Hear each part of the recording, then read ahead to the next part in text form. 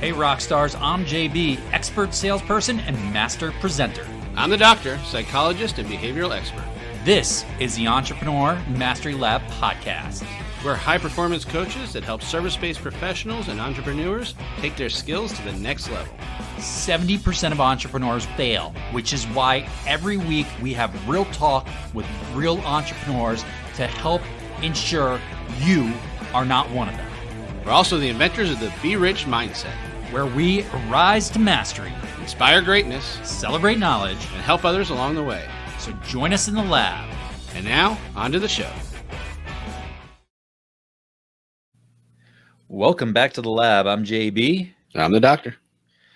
If this is your first time joining us, thank you. Make sure you like, follow, or subscribe. Give us a 5-star review. We do this for you, for all our returning listeners. Thank you. We're always grateful for you joining us, whether you're listening to us on the podcast or watching us on YouTube. We appreciate you. We do this for you. If you haven't liked, followed, or subscribed, give us the love. We appreciate it. It's how other people hear about us. Do all those things and do them now. Nothing like a strong call to action. I felt like you should have been holding like a hypnotist thing there while you were saying that. That was my stern. Make sure that they do it. Oh man, I gave you a total opening. You're a Star Wars geek, man. You could have used Jedi powered mind trick or something. Come on, that's all you come up with, Stern? With the hypnotist? I mean, I think you're getting your genres mixed up there. I can do whatever I want. You're not my dad. I'm not going to touch that one. But hey, how's your February going? I'm a little concerned. I've set you up twice now, and you haven't taken either one of the setups. All right, February's good, man. February's good. I'm a little concerned about your health, but otherwise, it's fantastic. It's been a heck of a start of the year. Very, very busy, and really just loving everybody we've been talking to over the last few weeks, having a blast with the podcast so far this year. I just feel like we're really leveling up with our guests and having a lot of fun. And hopefully our listeners are getting the same experience and feeling themselves. I want to remind our listeners that it is like a fresh start in February, because we talked a lot in January about how resolutions fail, and that's not a good start. And now that you've gotten all those out of the way, start fresh in February. Let's do it. All those resolution experiments not coming out with the results we expected. Is that it? Now it's time to set some goals and strategies and do it the right way. Now focus on the commitment and focus on the day-to-day decisions and choices. The results come, you'll hit the goals without even thinking about them. And there's no finish line stop that we run into. It's not a bad idea, Doc. So February, you got anything shifting for you or same old? I'm just ready for that. We're 2 months into the first quarter already. Like, this is it. That's how fast these months go. Flies. Absolutely flies. But that's a good thing. You know, it keeps us busy.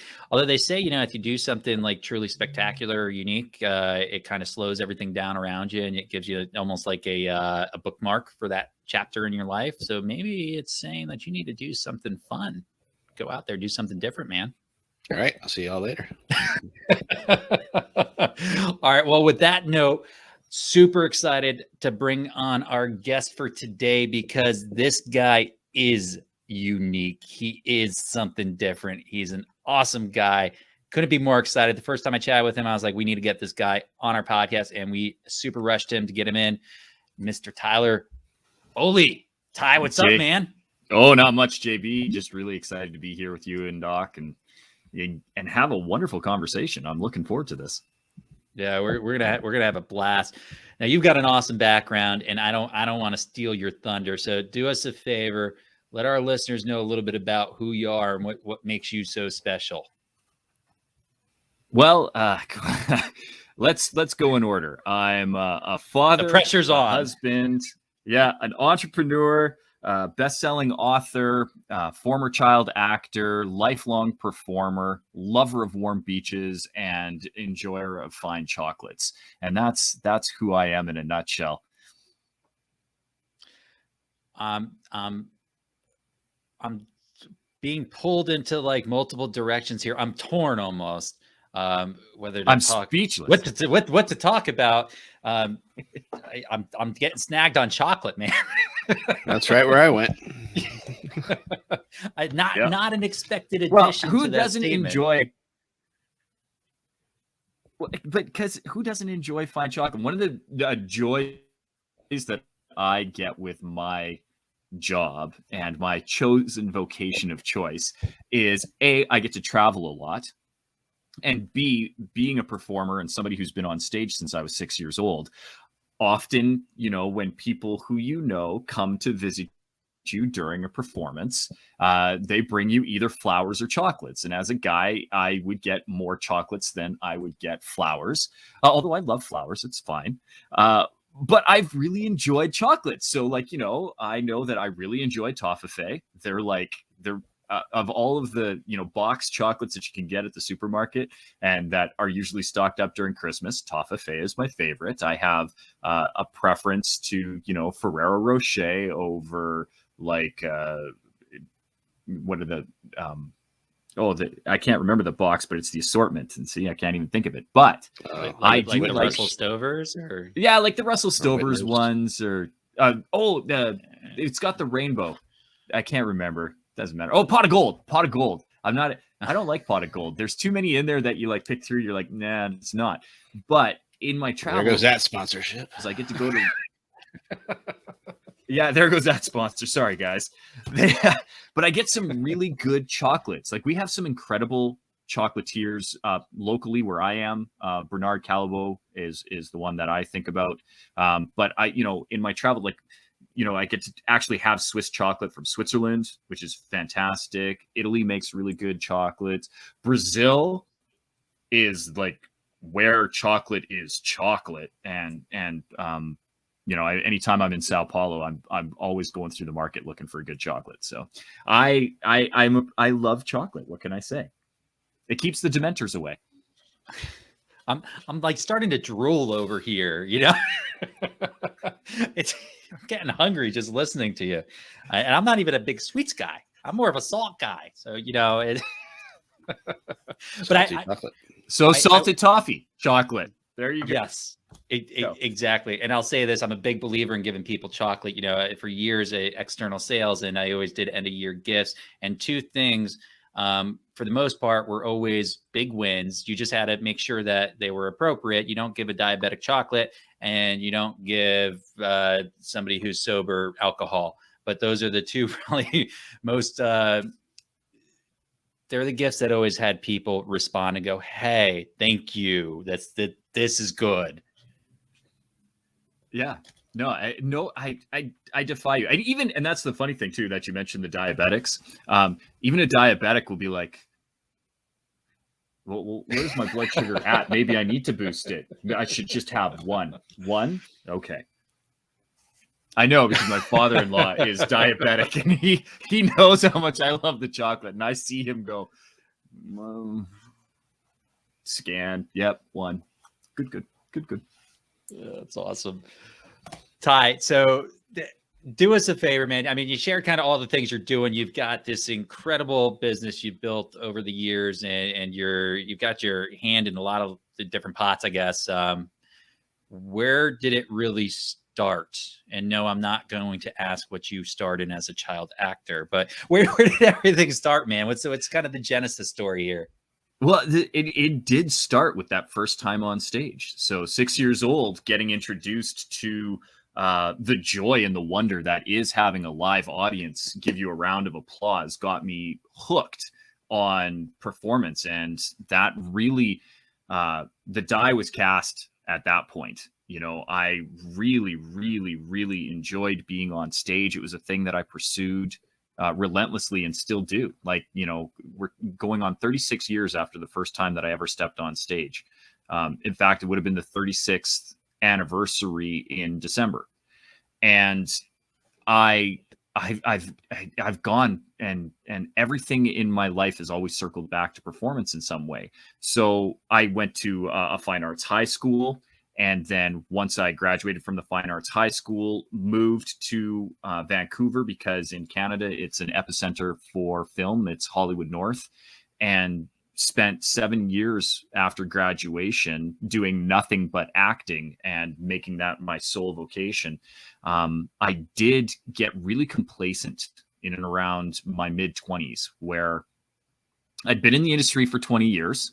Most people who have done a job for 20 years decide to retire, and I was no different.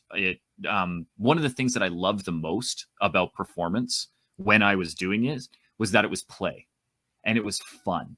And I could, have different outlets and ways of expressing myself that just most people don't get to do. And I got to play with all kinds of amazing creative people. And it was a fun job. But in around my mid-20s, it became a job, and it stopped being fun.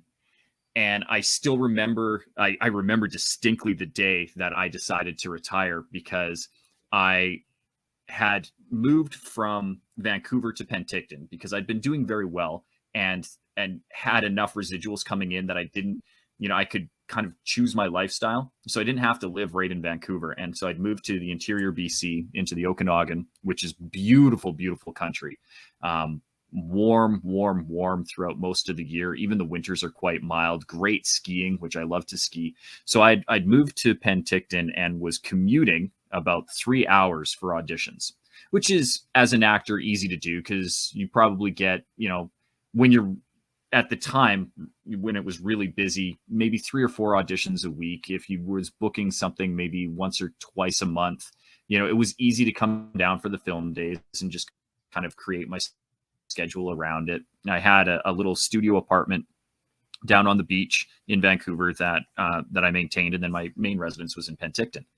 But it's a 3-hour commute, and I had come in for an audition, was driving back, and because it's interior in the mountains, you don't get cell reception for about a 45-minute stretch while we go through a national park on this highway. And I was just about to reach the dead zone for my cell phone. And it rang, and it was my agent. And she goes, they want you back for a callback. I said, great. When? And she goes, right now. And in my head, I was like, oh, do I have to? Like, I'm halfway home. I've been driving for an hour and a half. Do I have to turn around and go to this callback? Now, most actors would sell their souls just for the audition. And to get a callback, they're like, who do I need to do favors for to get this thing? And what part of my soul, how much do I need to give away? Where do I sign just to get the callback? And I was going, I don't really want to. And it was in that moment that I realized that maybe I wasn't as dedicated as I needed to be. And there were other people who definitely would want it more than me. So I turned around, booked the part, ironically.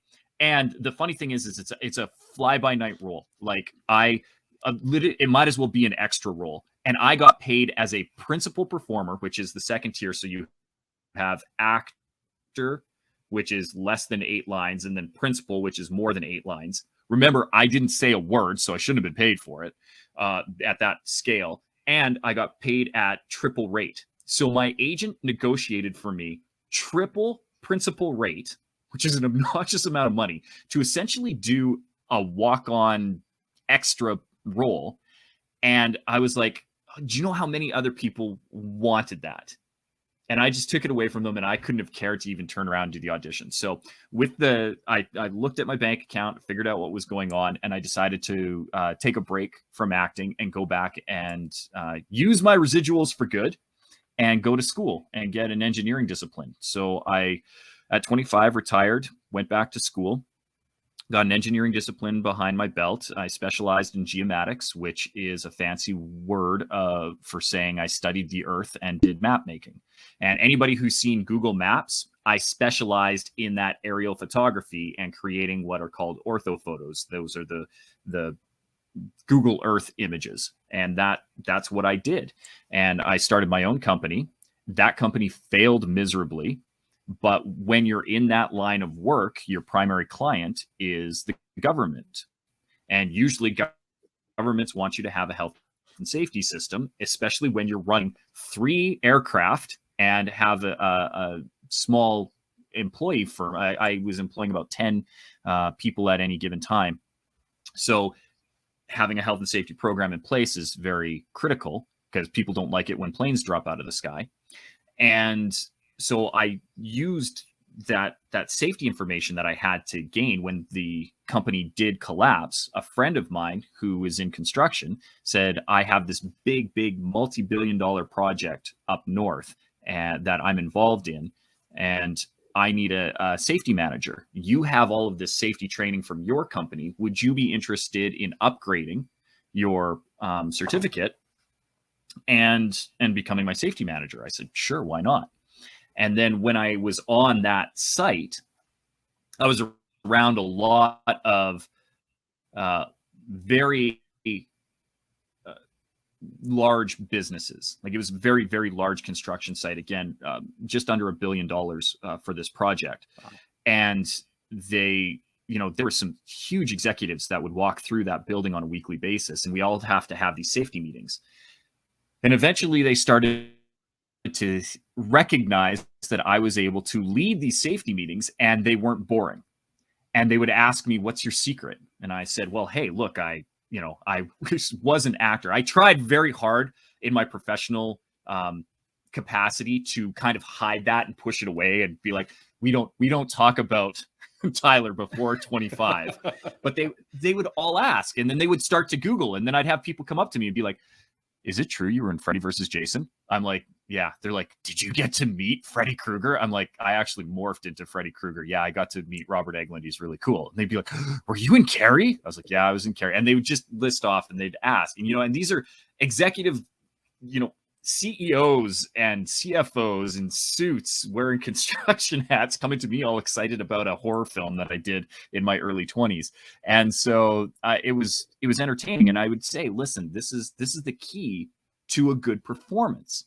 And then eventually one of the execs just asked me, he's like, hey, could I pay you to coach me how to do this? Because I have to give all these keynotes and I hate it. And I said, sure. He's like, how much would it cost? The other coach that I was working with was $5,000 a month. I'm like, it won't be that much. I was like, in my eyes, my mind was blown that people would pay that much for my knowledge. And at that point, then the wheels of entrepreneurship began spinning again. Because again, I've been self-employed since I was 6. Essentially, from performance. And I grew up around entrepreneurial spirits. My uncle was very entrepreneurial. Both of my uncles, actually. One started a restaurant. My other uncle started his own mapping firm. He was the business model I was trying to follow when I started my company. My father was very entrepreneurial before he passed away. And when my mom, the next serious relationship that she got into, he was very entrepreneurial as well, was a piano tuner and ran his own piano tuning business that was multi-provincial. So I was always of that nature. I could always see the opportunity when these people were going, well, hey, we'll pay you a large amount of money. I mean, I made more coaching the executive for a year on how to public speak than I was making as a safety manager, and I was making good money as a safety manager. So eventually what ended up happening was I combined it all together, created a training program, and now I have a 2.5-day seminar, a 5-day workshop, and then private coaching to help particularly the C-suite and executive level speakers who need to use communication effectively, but oftentimes either shy away from it because they don't like doing it, or are really ineffective with their communication style, and helping them fix it so that they have a better impact on the people that they're trying to lead. That's a heck of a journey, man. I mean, there's a lot there. I'm curious. What kind of was the experience when you first started working with these execs and these CEOs? And I'm really curious, what was their experience after working with you? Well, I'll tell you, at first it was a little intimidating. Like, I'm not going to lie. I'm not going to be like, oh, no, it was easy. That was easy, because I was doing my thing. I was like, there was at first this real hesitancy for me because they're paying me as an expert. And I'm like, I'm not an expert. You know, there was that imposter syndrome almost until I had, because I have a coach myself. I've long believed in coaching, and I've had various coaches through my life, you know, because I've always had directors and people who have helped me with the acting. And then when I got into business, I definitely sought business coaches. And my coach, she looked at me and she goes, "Well, Tyler, what makes an expert?" And you know, and it was like, "Oh, and you got the 10,000 hours." She goes, how many hours on stage do you think you have in your life? You know, let's actually break it down. And we did the math, and I, you know, it was well over 20,000 hours that I've spent on stage. And then when you put on my film and television on top of that, I've been performing now coming up 4 decades.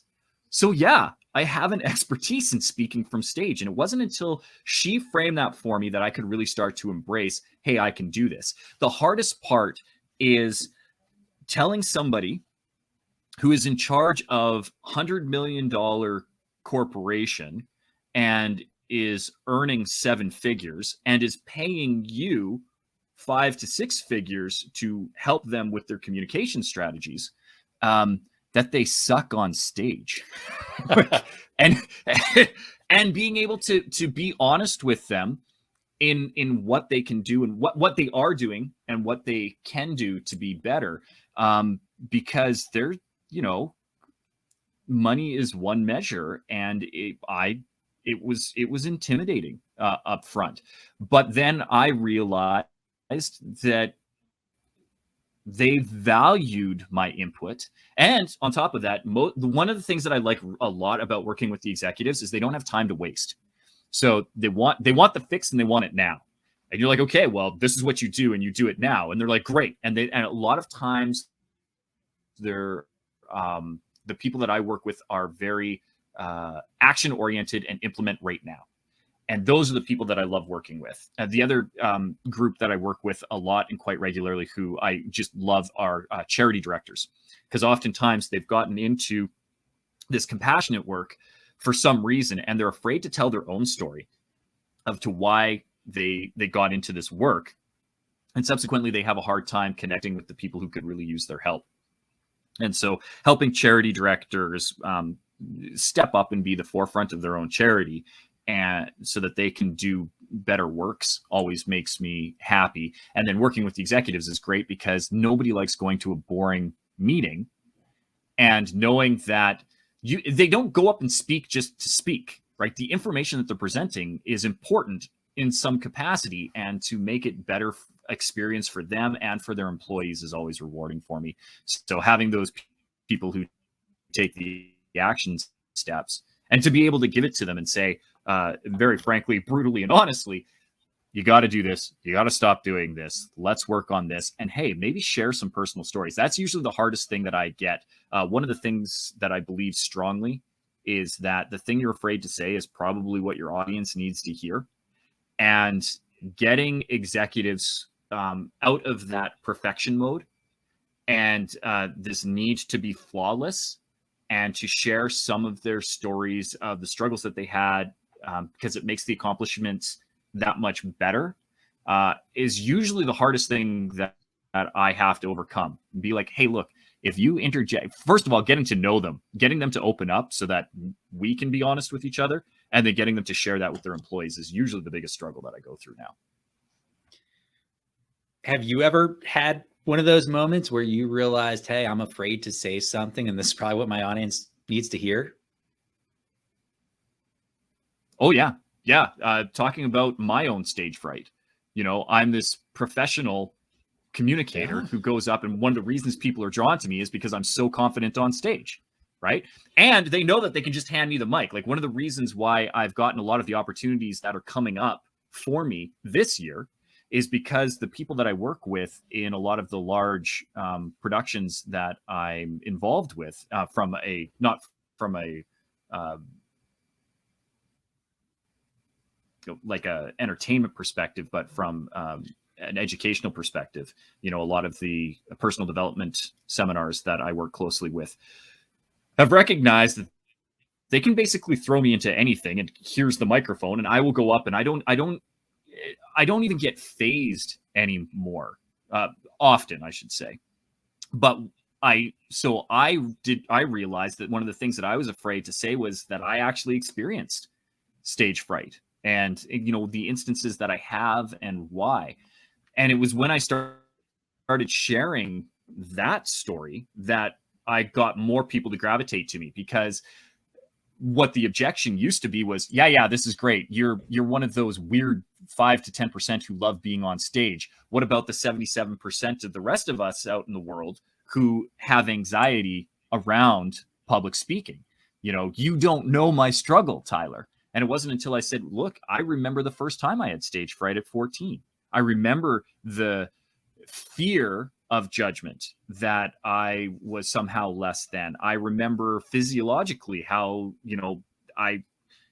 everything that happened to me, the blood rushing from my body, being just burning up, feeling my ears on fire, and yet my hands were freezing cold, my mouth completely and totally dry, and yet I was spitting ridiculously. Like, how does that happen?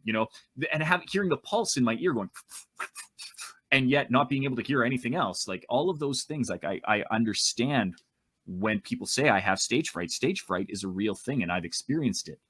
But I know that it doesn't have to be the norm.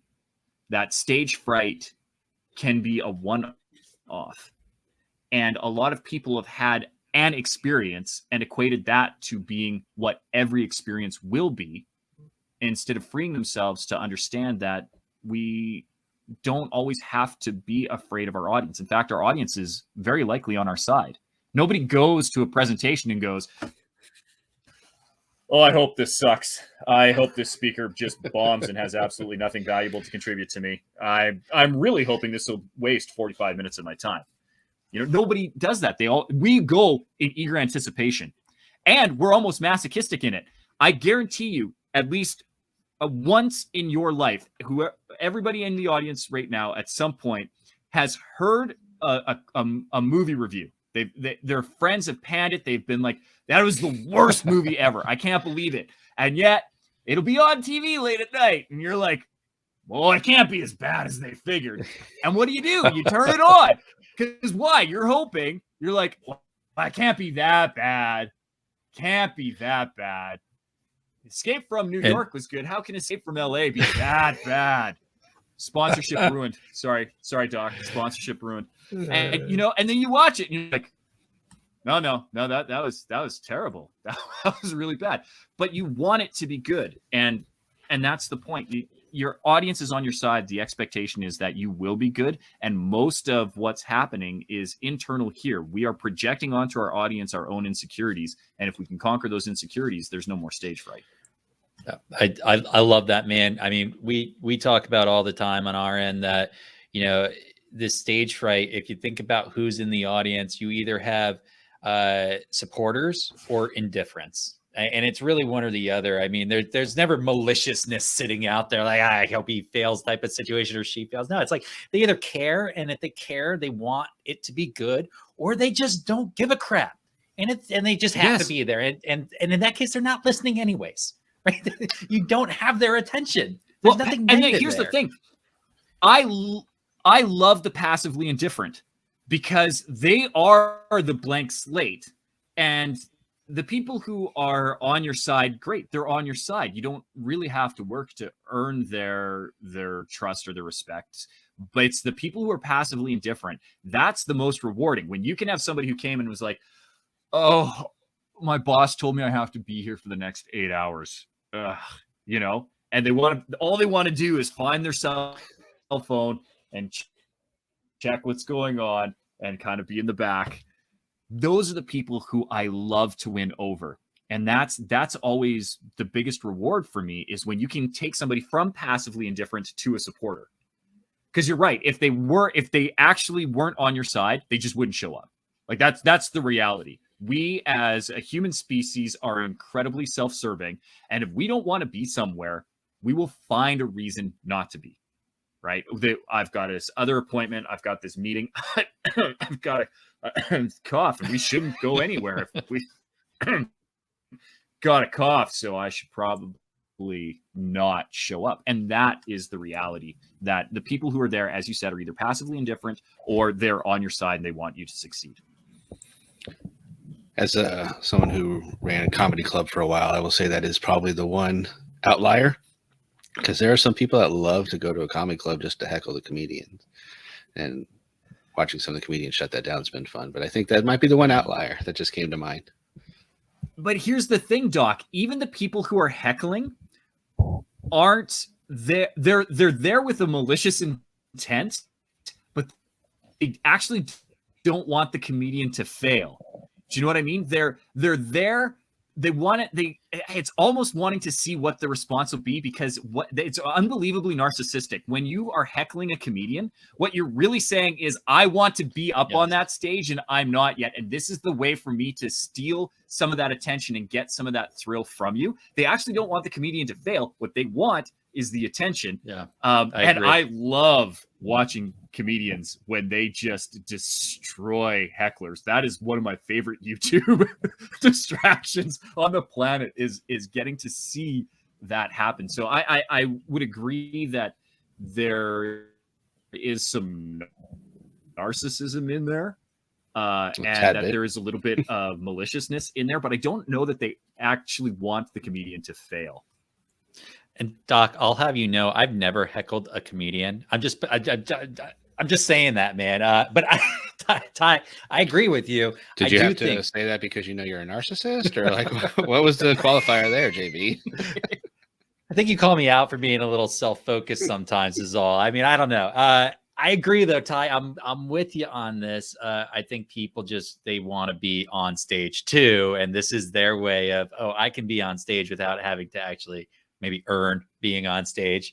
It's my cheap way, or my, hop on the train ride to get on stage and get my moment, or 5 minutes or whatever it happens to be. I want to pull you back to something you said about turning the passively indifferent, which I love. I love how you say that, and turning them around and taking that blank slate and turning them kind of almost into believers or people that did appreciate. Is that your metric? Is that kind of how you judge yourself when you're giving a presentation at this point? Or what to you makes a great presentation might be a better question. Oh, well, so 2 questions that you've asked, so we'll answer them both. Yes, it's one of the metrics that I look at. I always looked at, did I convert a non-believer, right? And it's important for me to know that my message is resonating and landing, and that's one of the quick ways to do it. And you know who they are within the audience, and so you can usually tell if you're having an impact, because they started the day very tuned out, and by the end of the day, they're nodding along, or they're asking questions, and especially if they ask a really engaged and informed question, my heart sings, because I'm like, yes, it landed, because they're using critical thought to ask an appropriate question in a fantastic way that is serving not only their understanding, but then my overall audience's understanding. And if I can get that from somebody who started the day very much disengaged and on their device and not really wanting to be there, that is a true reward for me. And the true metric of how I know if I judge that this performance was a success, 2 ways. Depending on the venue, if it's just like a corporate training, getting the really good feedback at the end of the day on the anonymous surveys that I put out, and reading some of those comments. I find them amazing when I can get that positive reinforcement that what I was doing was landing and working. And they're really helpful too, because sometimes you get that, hey, this didn't land for me because of this, and you can see if there's patterns in that need to be addressed, or if it was just some of them are just one-offs because you're never going to win that person. But if I see repeated patterns in maybe my delivery, then I can start to augment it. But in an auditorium style or a theater style setup, obviously I know I've landed when I get a standing ovation. I live for standing ovations. I want standing ovations. And in a lot of my training sessions, one of the things that we'll do is get people to experience what it's like to feel that, because I think it's one of the most rewarding things on the planet that anybody can experience. And it's how I know I've done good.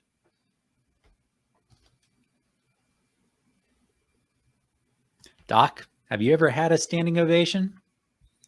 All the time in my mind. Those are the best, right? The only ones that really matter. The ones up here. I mean, every time I say something to my dog, he gets up and comes running over. So I'm taking that as something too. That counts. Take what you can. Mm-hmm. Yeah. You know what? Do you ever need a friend or to feel loved? Get yourself a dog. And if you ever want to feel ignored in life, get yourself a cat. I always wondered about that. Yeah. Well, yeah. You're talking to two guys who are married. You know that, right? Exactly. We literally are. We cannot say a word here. We're not allowed. I plead the. That's why I said it for you. There goes my standing ovation with that crowd. Yeah, yeah. They're not sponsoring us either. Thanks. Ty, you know, so really, really interesting. The transformation I'm sure you've seen with the clients that you've worked with is probably in a lot of ways dramatic. And I'm just in my head, I'm remembering back, you know, I come from a Fortune 50 background. So I've heard CEOs speak, unfortunately, more often than maybe I'd like to hear CEOs and executives speak. I think there's a massive need for this training. What's some of the feedback you've heard from them after you've worked with them? Just kind of what impact does this training have? Because we're huge believers in there being kind of a big need there that people ignore. Well, most of the feedback that I get, that like the real feedback that I enjoy, is actually not feedback directly from the executives themselves, but from their employees. So a lot of times I have gotten emails from people who are like, I just wanted to thank you. You know, we just finished our annual AGM, and you know, last year's was so boring, and we know that XYZ was working with you, and this year was so much better. Or we were at our Christmas party, and you know, and this year we didn't have a coma. And I actually do remember the coma line from a company that I worked with, and that is usually that's the one that where I know that I've actually done it right, because the impact is measurable through the employee comments versus the CEOs. And one of the nice things that I hear a lot is, and again, this is stroking my ego, Tyler, you were right. That's usually the feedback that I like the most from executives. Usually it's around that you need to share some of your personal story. And they will fight and they will push me on it, and they will say why they shouldn't. And I have a couple of different techniques that I use to get them to come around to it. But I'm usually right. I have yet to give that advice and have it come back and bite me in the ass, where somebody has been like, oh no, we really shouldn't have shared our personal story. No, it worked, and it is an effective thing. And I think, again, it's that letting go of the need for perfectionism. And you can still share your story with professionalism and without having to have this constructed image, you know, this PR version of yourself isn't necessary. And that is usually when I get the feedback from the clients one-on-one, that's usually the one that matters the most to me. Tyler, you were right. Sharing my personal story really had impact. It really brought the level of buy-in up. It brought the understanding up. It made the presentation more interesting. The other one that I often point out to these executives is, even if they're giving a keynote presentation and they've been given 45 minutes to talk, they don't need to talk for the full 45 minutes. You know, maybe you need to make sure that time is filled, but you don't need to talk. You want to be really engaging, engage your audience. There's a really interesting study that was done that pointed out if you're having a dialogue with your audience and that they are contributing and they are speaking, audience engagement is at 92%. If you are just having a monologue, which typically most executives think they need to do, the audience engagement goes down to 74%, or 76% rather, 76. So there's a massive gap there that you can solve just by asking your audience questions. So it's going to be a little tongue-in-cheek statement here, Ty, but you mentioned getting a standing ovation is like your favorite thing in the world. But I joke around with people that the favorite word in the world to them is always their name. And I think maybe the second favorite thing for people to hear is "you're right." So Tyler, "you're right" is that's a big boost in the arm. That might be up there with the standing ovation. I'm not sure. Standing ovation feel it's larger because that, to me, every person who's standing and clapping is saying "you're right" in their head. Yeah. So it's not just one-on-one. It's like, you know, you're getting that affirmation. 1,000 people being like, "You're so right." Oh, you're right. And that's what they're saying in my head. I love it. Right, Doc? You're right. You forgot Tyler. Tyler, you're right. So funny side note for that is actually that's the worst thing we could ever hear in therapy is when they tell me I'm right, because then the concept in that world, which is different, is that they're letting me know that I'm right, not actually taking ownership of the change. So our goal in that world is to get them to say that's right as opposed to you're right. So it's a little different, but it's a different concept because you're wanting to make the change. So there's slight little differences in the different worlds. That's very intriguing to me. That's why I could never be a therapist. Could never do it. That's right, Doc. That's right. Absolutely. Speaking of things that are right, I heard there's an awesome thing that you have for our audience. Yeah, there is actually. And I have a free Facebook group that I run.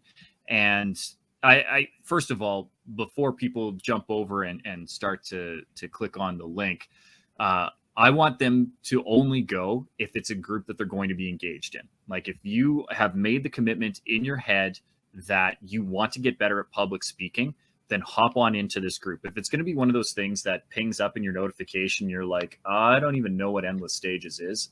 Don't. Because this group is for people who are looking to use their voice, who want to get better at getting their message out. And part of that means that you need to be actively engaged in the group and saying things within it. And we will call you out for it. So know that there is accountability within this group. And I'm going to make sure that I'm doing the best that I can to serve all of the people in it. One of the things that I do is go live into the group every Tuesday. We do what's called Tyler's Tuesday Tips. It's a 20-minute training session, so most people can carve out the time to either watch it live or watch the replay when we can get a replay up. And it's, 35 years of public speaking condensed into these little 20-minute segments that I drip out to make sure that people are being served. And a lot of what I bring each week comes from the questions that come from the group the week before. So What are the main struggles that people are having? And I will go, okay, well, let's address that. Tyler's Tuesday tip will be about getting over stage fright or crafting your story or whatever the struggle is that week within the group. And we go and we hit it. So if anybody is interested, that's Endless Stages on Facebook, if you want to search it, or we have the link that will send you to the landing page. I would strongly encourage you to go through the link, because when you sign up through the link, we send you over a lot of freebies, including the method, which is an 11-page mini booklet that I've put together with 5 insider secrets from my 35 years of public speaking. And we put you up for a couple of my free training videos and stuff like that. So you get a lot more freebies if you go through the link as opposed to just coming in through Facebook, which won't ever put you on the list and it'll just get you in the group. So grab the freebies if you can on stages.seantylerfoley.com. And it's my gift to your group, but only if they're going to give Entrepreneurs Mastery Lab a 5-star review. So that would be my request from them. if they are going to go to my link before they do, as a thank you to me, I would ask on your behalf that they give you a 5-star review for taking the time to give me the platform to speak to them today.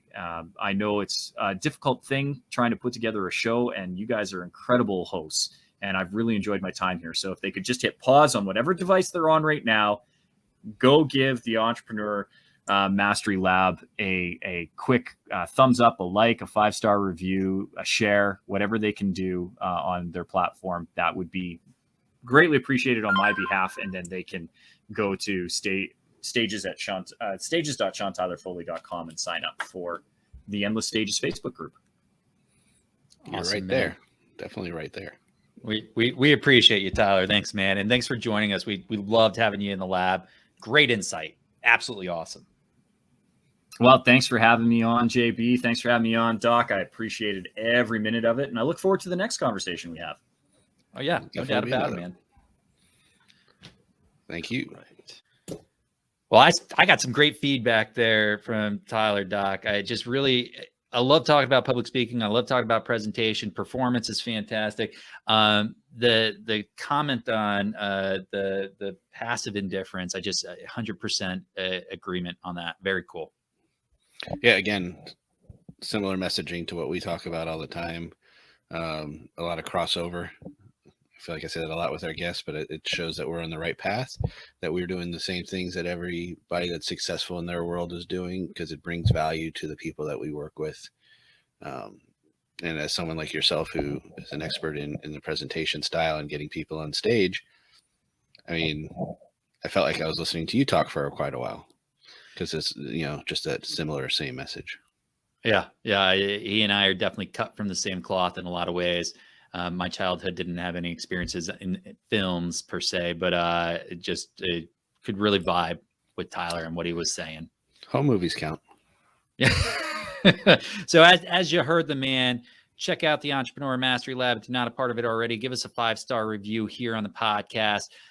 Like, subscribe, follow, share, whatever you can do, and then get your butts on over to Tyler's Endless Stages, and make sure you join him there too, because he's doing some fantastic things with the people he's working with. And while you're in that joining mood, check us out on social media at jbandthedoctor.com, or come by our website. Scroll around to there a little bit at jbandthedoctor.com. I think I said that twice, but at jbandthedoctor and jbandthedoctor.com. We'll forgive you, my friend. All right. JB out. Peace out, yo.